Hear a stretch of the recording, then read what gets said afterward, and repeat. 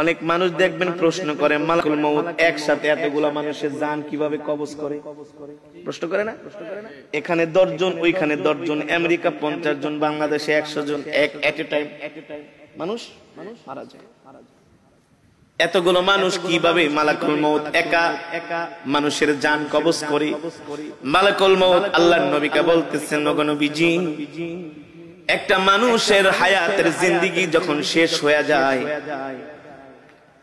আল্লাহ তাআলার আরশে আজিমে একটা গাছ আছে, ওই গাছের সাথে এক পাতা আছে, প্রত্যেকটা পাতায় পাতায় এক একটা মানুষের হায়াতের জিন্দেগি লেখা থাকে। যখন তার হায়াতের জিন্দেগির শেষ হয়ে যায়, 40 দিন বাকি থাকে, তার হায়াতের জিন্দেগির ওই গাছের পাতাটা হলুদ বর্ণ হয়ে যায় 40 দিন আগে।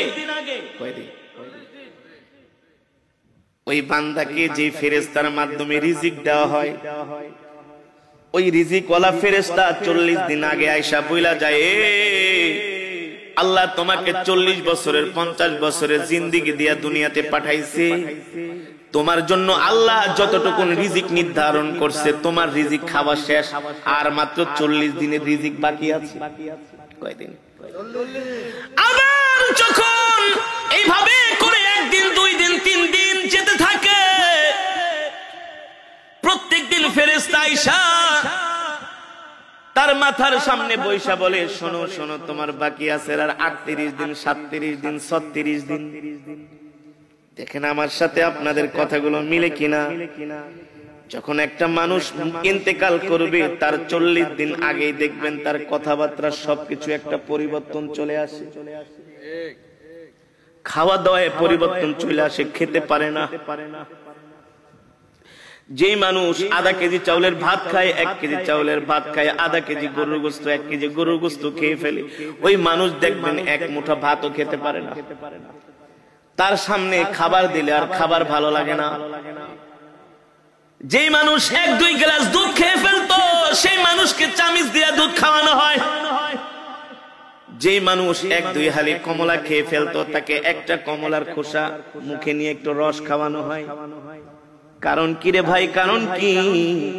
আল্লাহর নবী বলেন, আল্লাহ তাআলা তার জন্য যতটুকু রিজিক নির্ধারণ করেছিলেন, তার রিজিক শেষ, বাজেটে আর তার রিজিক নাই। আর মালাকুল মউত আয়েশা বলে, শোন, তোর বাকি আছে আর মাত্র 3 দিন। 40 দিনের থেকে কয়দিন? দেখবেন একটা মানুষ মৃত্যুর 3 দিন আগে তার কথাবার্তা আরো চেঞ্জ হয়ে যায়।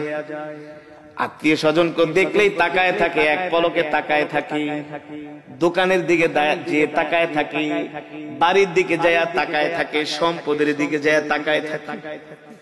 কারণ আস্তে আস্তে পৃথিবী তাকে ছেড়ে দিতেছে। আল্লাহ আল্লাহ, মালাকুল মউত আয়েশা বলে, তুই এখনো কি তওবা করস নাই? তোর মাত্র আর 3 দিন বাকি আছে। এই 3 দিনের বেশি আর দুনিয়াতে থাকতে পারবি না। তুই তোর গুনার জন্য আল্লাহর কাছে ক্ষমা চা। তখনই দেখবেন ওই মৃত ব্যক্তি যে ইন্তেকাল করবে, 3 দিন আগে তার সন্তানদেরকে ডাকে, কথার মধ্যে একটা পরিবর্তন, আবেগী কথাবার্তা বলে, বাবা রে, আমি যদি চলে যাই, তোর মা কি দেখা রাখিস, তোর ছোট বোনটারে দেখা রাখিস, আমি যদি মারা যাই, আমার ছোট ছেলেটারে তোরা কষ্ট দিস না। বলে কি বলে না? আস্তে আস্তে করে একটা পরিবর্তন চলে আসে, তার একেবারে খাওয়া দাওয়া বন্ধ হয়ে যায়। শরীরের নার্ভ গুলো, শরীরের পার্টস গুলো আর আগের মতো কাজ করে না। কারণ সে মৃত্যুর জন্য তৈয়ার হচ্ছে। যখন তার হায়াতের জিন্দেগির পাতাটা একেবারে হলুদ বর্ণ হয়ে যায়, আর মালাকুল মউত আয়েশা তার সামনে হাজির হয়ে যায়। যদি নেককার হয়, স্ত্রীকে বলে, আমাকে কালেমা শরীফের তালকিন দাও। যে নেককার হবে, মুমিন হবে, আল্লাহর নবী বলেন নেককার মুমিন মৃত্যুর আগে সে জানতে পারে। এই কারণে সন্তানদেরকে বলে ওই জায়গায় আমাকে কবর দিবা, ওই জায়গাটার মধ্যে আমার জন্য কবর খুঁজা রাখবা। আর শোনো শোনো, আমার মৃত্যুর পরে বেশি দেরি করবা না, তাড়াতাড়ি আমাকে কবরে ঢুকাই দিবা। আমার মৃত্যুর পরে আমার জন্য কান্না করবা না, কান্না করবা না। যদি আমি সন্ধ্যায় মারা যাই, এশারের আগে আমাকে কবর দিয়া দিবা। এভাবে নসিহত করে, নসিহত ওসিয়ত করে। কারণ কি? কারণ কি? আল্লাহ নবী সরকারে দো আলম বলেন নেককার ব্যক্তির মৃত্যুর আগে সে সব জানতে পারে, সব দেখতে পায়। এ কারণে একজন জান্নাতি মানুষ সব সময় মৃত্যুর জন্য তৈয়ার থাকে, প্রস্তুত থাকে। ঠিক কিনা বলেন? কেমন তৈয়ার, কেমন প্রস্তুত? তার নখগুলো কাইটা রাখে, তার চুলগুলো কাইটা রাখে, তার লোমগুলো কাইটা রাখে, ওযু অবস্থায় থাকে। যে কোনো সময় মালাকুল মউত তাকে পাকড়াও করতে পারে। ঠিক কিনা বলেন? আল্লাহর নবী সরকার দো আলমের ইন্তেকালের আগে আল্লাহর নবী আম্মা জান আয়েশাকে বলে, আয়েশা রে আমার মিসওয়াকটা দাও। আম্মা জান আয়েশা বলে, আমি আল্লাহর নবীর হাতে মিসওয়াক দিলাম। আল্লাহর নবী সুন্দর করে মিসওয়াক করতেছেন। মিসওয়াক করার পরে উত্তম রূপে আল্লাহর নবী ওযু করলেন। আমি জিজ্ঞেস করলাম, ও প্রাণের স্বামী আল্লাহর নবী, আপনি এত সুন্দর করে মিসওয়াক করতেছেন, ওযু করতেছেন, কারণ কি? আল্লাহর নবী বলে, এ আয়েশা, একটু পরে আমার জান কবজ করার জন্য মালাকুল মউত আমার বাড়িতে হাজির হবে।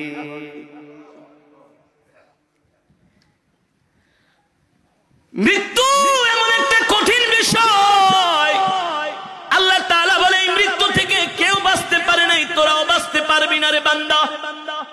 এবার আল্লাহর নবী জিজ্ঞেস করে, মালাকুল মউত, আপনি এতগুলো মানুষের জান কিভাবে কবজ করেন? মালাকুল মউত বলে, গো আল্লাহর নবী, আপনার সামনে যদি একটা পেয়ালা থাকে আর ওই পেয়ালার মধ্যে যদি হাজার হাজার পিঁপড়া থাকে, আপনি চাইলে একটা পিঁপড়াও মারতে পারবেন, চাইলে 100 পিঁপড়াও একসাথে মারতে পারবেন। পারবেন না? মালাকুল মউত বলে, সবার চেহারা আমার সামনে উপস্থিত থাকে। যখন তার হায়াতের জিন্দেগীর পাতাটা যখন হলুদ বর্ণ হয়ে যায়, আমি মালাকুল মউত তাকে আস্তে আস্তে করে সতর্ক করি। দিন যায়, দিন যায়, রাত যায়, আমি তাকে সতর্ক করি। যখন তার একেবারে হায়াতের জিন্দেগীর পাতাটা আস্তে করে জমিন থেকে, আস্তে করে গাছ থেকে খসে জমিনের দিকে আসে, তখন আমি মালাকুল মউত তার জান কবজ করার জন্য তার বাড়িতে হাজির হই। হইতে পারে সেটা দুপুর বেলা, হতে পারে সেটা রাত 3টা 5 মিনিট। ঠিক কিনা বলে? অনেক মানুষ দুপুরে মারা যায়, যায় না? দুপুর 2টা বাজে মারা যায়। আমরা মনে মনে বলি, আহ, লোকটা দুপুরের খাওয়ানো খাইতে পারলো না। আরে আল্লাহ চাইলে তো তাকে দুপুরের খাবারটা খাওয়ায় মরণ দিতে পারতেন। ঠিক কিনা বলেন? আল্লাহ বলেন, না না না, ইদা জা আজালুহুম লা ইস্তাখিরুনা সাআতাও ওয়া লা ইস্তাকদিমুন। আমি আল্লাহ প্রত্যেকটা মানুষের হায়াতের জিন্দেগীর একটা সময় নির্ধারণ করছি। এ বান্দা, তোমার মৃত্যু 1 মিনিট আগেও হবে না, তোমার মৃত্যু 1 মিনিট পরেও হবে না। আমি আল্লাহ যখন নির্ধারণ করছি তখনই তোমার কেবল মৃত্যু হবে। ঠিক কিনা বলেন? এবার সাহাবীরা মৃত্যুর যন্ত্রণার কথা শুনে তারা কান্না করা শুরু করে দিলেন। আল্লাহর নবী বলে, সাহাবীরা তোমরা কান্না করো না, তোমাদের জন্য সুসংবাদ হলো, যারা মুমিন হবে, যারা জান্নাতি হবে, তাদের জান কবজ করার জন্য আল্লাহ তাআলা জান্নাত থেকে একটা সাদা রুমাল পাঠাবে। জোরে বলেন সুবহানাল্লাহ। আল্লাহ তাআলা জান্নাত থেকে একটা খুশবু দিয়া দিবে মালাকুল মউত কি, এ মালাকুল মউত যা যা, এই সাদা রুমাল আর খুশবুটা নিয়ে আমার বান্দার সামনে হাজির হ। তাফসীরের মধ্যে এসেছে মালাকুল মউত জান্নাতের মধ্যে রাইয়ান নামক একটা সুগন্ধি আছে। নাম কি?